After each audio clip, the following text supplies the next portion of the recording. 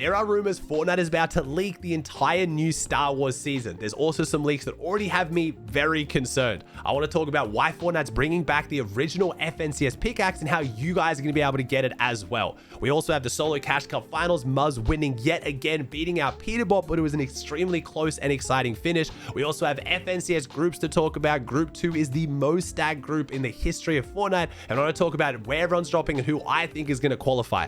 There's lots to talk about. Let's jump into it.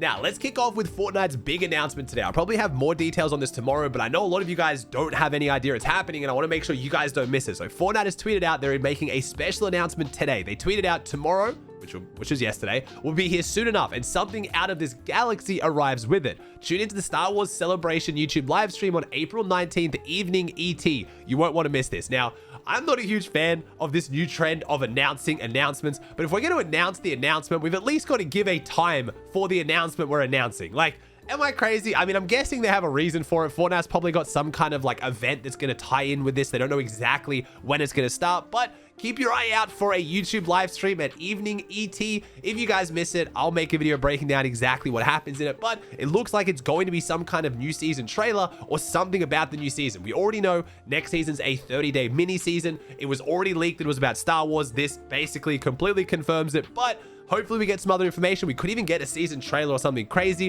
One of the only leaks I've seen about the new season being Star Wars themed is the fact that the upcoming Star Destroyer bombardment item is set to be available in ranked. Now, I don't know what Star Destroyer bombardment is going to be, but that sounds really overpowered. So we'll have to wait and see. Maybe we get more information on that, but I want to let you guys know in case you want to watch the stream. Make sure you guys don't miss it live, but if you do, I'll recap it. Don't worry.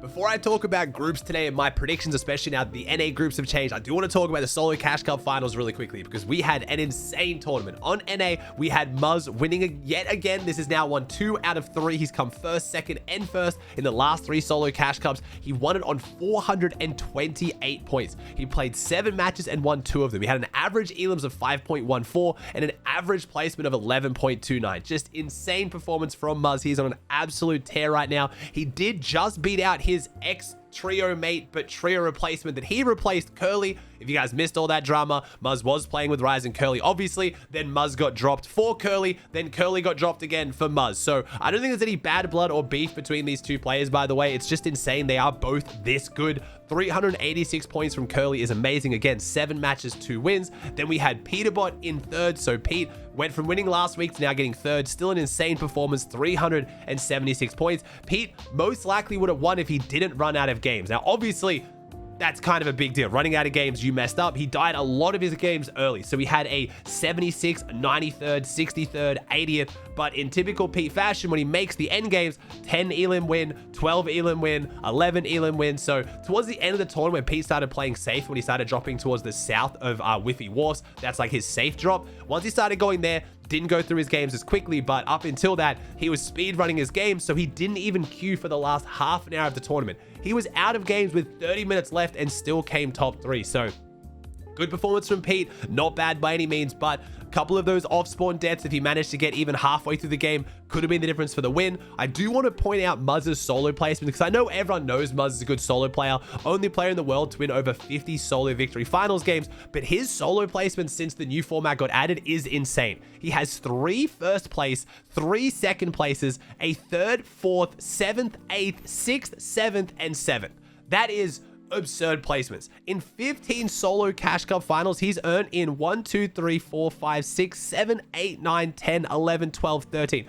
13 of the 15, and I probably just miscounted that. You got to remember, a lot of these placements would be even higher if there weren't cheaters. So gassing up Muzz. He's my boy. I've known Muzz for a super long time. Super proud of how well he's doing in solos right now. We had some other big names up there as well. Creon, Mexican Pro in 4th place. Rapid in 5th. We had Bolt in 9th. Aviv in 11th. Noxy in 10th. We had Kurama. I'm always gassing up Kurama. French controller player who's now come 12th on NA. He does this consistently. He's made 14 of 15 finals on NA, and I think he's earned now in 4 of them. Just ridiculous from Kurama, super impressive from him. Moving on over to EU, we had a really exciting tournament. We had Vico, 397 points, winning it all, 9 matches, 2 wins. Vico played extremely well today. Had, again, some up and down match history, but for the most part was really consistent. 100th and a 74th, but he also had a 1st, 7th, 4th, 1st, 4th, and then a 26th and a 27th. So really, really good match history from Vico. Then we had Sky, the young Dane, in second on 371. He played 8 matches, won 1 of them.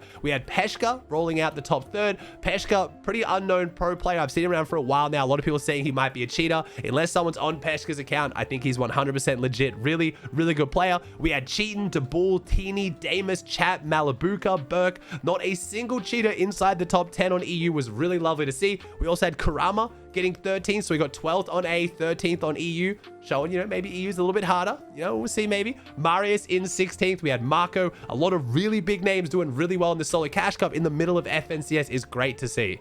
Now, let's move on to talking about the groups. We have Group 2 taking place today for FNCS. We're going to get our next 10 pros into Grand Finals on every region. This is a big one. Remember, Group 2 for EU is the most stacked group I have ever seen in the history of Fortnite. I am not exaggerating. I've already done a whole prediction video on this, but in case you guys missed it, I know NA's changed a little bit. We have some big names in here. So on EU, we have Frodoxy going Mars Meadows uncontested. Vico, uncontested on the mountain. Chap, uncontested at Crime City. We have Queasy, uncontested again at Seaport. Cami, uncontested at Brutal Boxcars. Malabuka, uncontested. It is just a who's who of EU. Those are all teams that are guaranteed grands in any other group, but this group is just so competitive. We have other big teams in here as well. Pradage, the Italians, would make grands, but they're triple contested over at Foxy Floodgate. That's going to be a really tough one for them. We also have CCB, Nathan, and Eclipse, who are being contested by Mystic on the South Outlaw split. And that's not even including some of the other names. Those are just like the biggest names. We have Glubshi in here. We have Kovax's team. We have Sirens in team. Andalex. We have Blaha, Mixon, and Combeck uncontested on the bridge. We have Axe Force's team. Trexa. Like, this is a who's who. If I saw this drop map for like a divisional finals and eval cup finals, I wouldn't even question it. It's honestly almost a grand level lobby, just with a few big names missing who managed to get into heat 1 or 3. So this is going to be a tough one. I think we're going to see some big upsets, and we're going to have some of these big names miss out, because 5 wins, as soon as an underrated team or one of these teams gets a win, that makes it even harder for these other teams to qualify. I counted, in my opinion, 7 teams in this group with their drop spots right now that I truly do think will qualify. But that leaves only 3 spots up for grabs, and that's if one of them doesn't have a bad day. So EU is going to be very, very spicy today.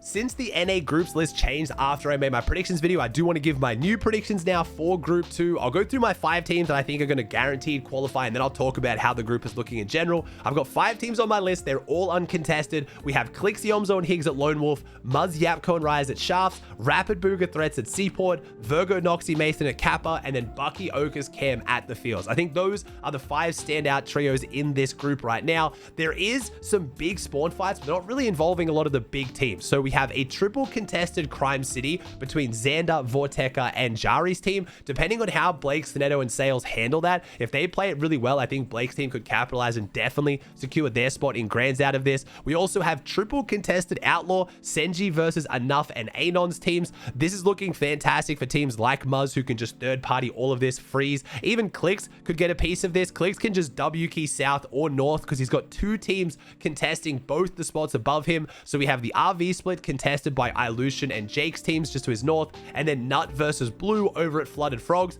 We also have Liam versus Tenya over at the Dojo, and that's it. Everyone else is uncontested. So there are some big teams not in my top 5 that I think could easily qualify. Freeze, Quanti, and TK out of Brutal Boxcars, 20, Broken, and Liam out of Masked Meadows. There are some really good teams in here, but I do think for those big teams like Clicks, like Muzz, it should hopefully be a pretty comfortable qualification. I'm guessing most of them will get it out of a win, and if they somehow mess that up, the consistency shouldn't be too hard with so many of the lower tier teams contested in this group. A lot of them are going to struggle to qualify unless they can get that pop-off win. But as soon as teams like Clicks get a win or Muzz gets a win and those drops open up, some of those teams do have a chance to go take that loot. So it's not an easy group by any means, but compared to EU's Group 2, it's a lot easier than that.